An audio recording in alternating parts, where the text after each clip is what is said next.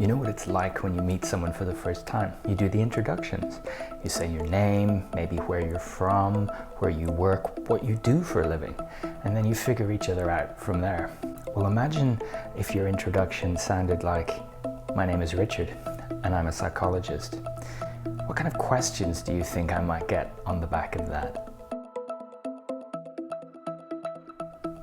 In today's video, what I want to do is explore some of the most common questions I get asked when I introduce myself as a psychologist. Now, my tongue is planted firmly in my cheek here.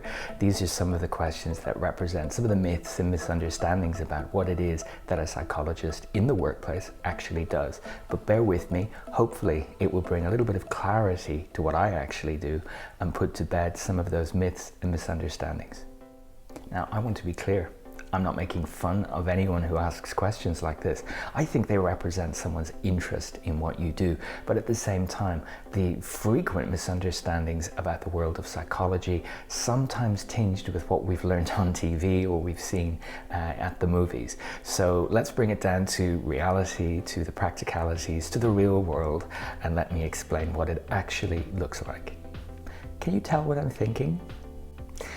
No. No is the short answer.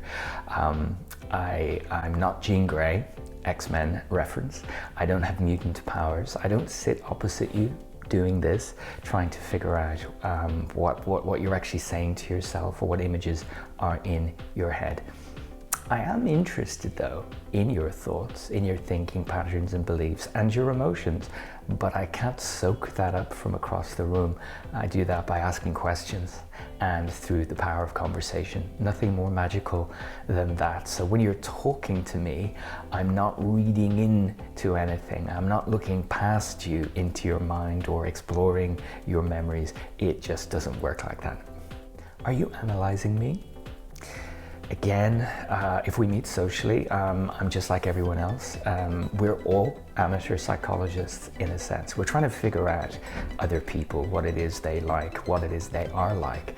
And we do that by observing them, body language, what they say, how they say it. But I'm not analyzing you in the sense that I want to apply a label to you or something like that. What I want to do though is find out more about you as a person. And again, rather than some sly or mysterious analysis, it's through conversation. I'm talking to you, I'm asking questions, nothing more than that. Do you have a psychologist's couch? Well, yes.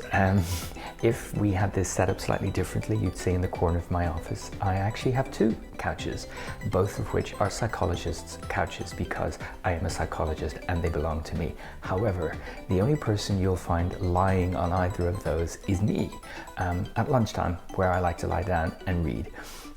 When someone is working with me and we're doing coaching, they don't lie on the couch and tell me about their childhood, and I don't sit out of view taking notes. That's another very stereotypical view of what a psychologist might actually do. There's no form of psychoanalysis going on here. I simply find that it's more conducive to a good conversation if we're both physically comfortable. I don't like to have a desk in between us or a table. So frequently, if someone's in my office, we'll sit at right angles on two couches and just be comfortable. And I can say they are both comfortable couches. Can you tell what personality type I am?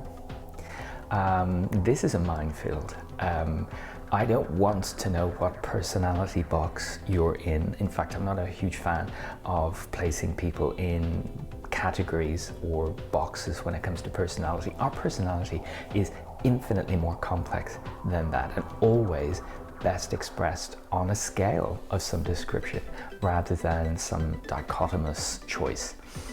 From time to time, when working with my clients, they'll use a personality questionnaire to get some insight into how they like to be at work. It gives them an insight into their preferences. It's not some descriptive category they must live up to. So if you've completed a questionnaire on Facebook, great, that could be fun, but it's not the kind of thing I'm going to use to help someone build their self-awareness and their insight into the role of their personality at work. Be careful. Not all of these questionnaires are equally scientifically valid or reliable, which means they could be just telling you nonsense. And not all of them are for the same purpose. For example, some of them could be used for recruitment. Some of them could only be used to give a bit of insight and self-awareness in a development context, just like coaching. So I'm not observing you to put you in a box or give you a 4-letter code or something. What I'm trying to do when working with you is figure out how you like to be. And yes, sometimes a questionnaire can speed that process up and give you words to use to describe your personality, words that are much more helpful than good or bad and those other kind of categories that we can lapse into. Do you help people understand their dreams? I put this into the same category as the do I lie on your couch and tell you about everything I'm thinking. You know, over the last 18 months, many people have reported having kind of anxiety-laden dreams. Well, in the middle of a pandemic, that's not really surprising, is it?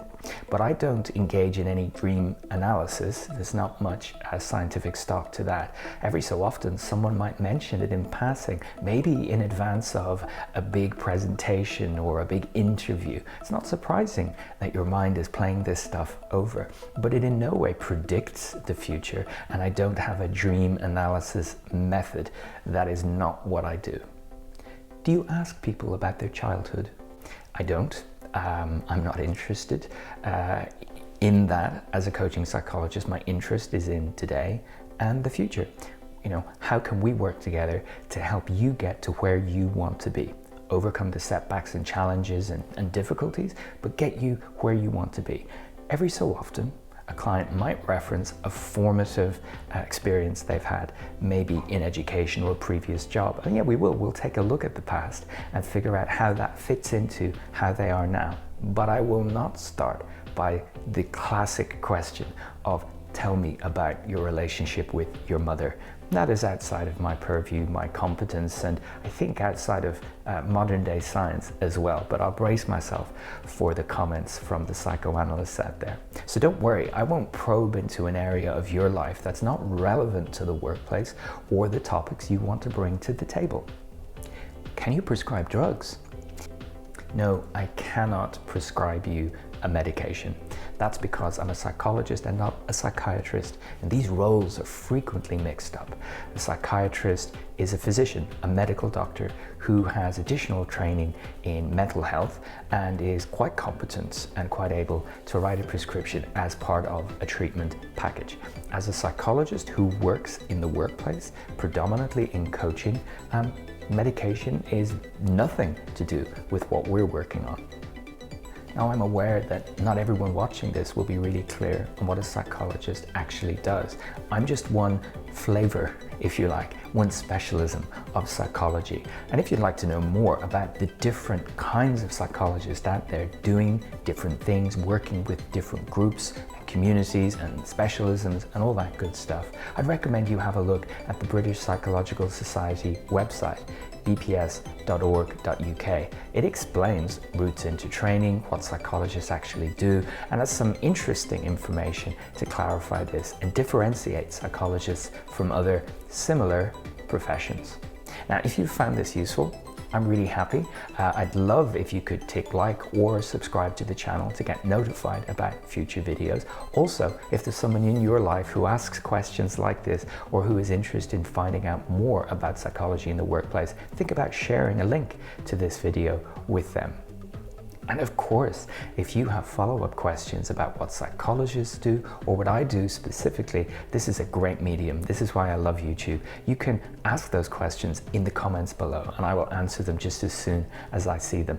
And maybe if there's enough questions, we'll do a follow-up video to answer those as well. So as ever, thanks for watching.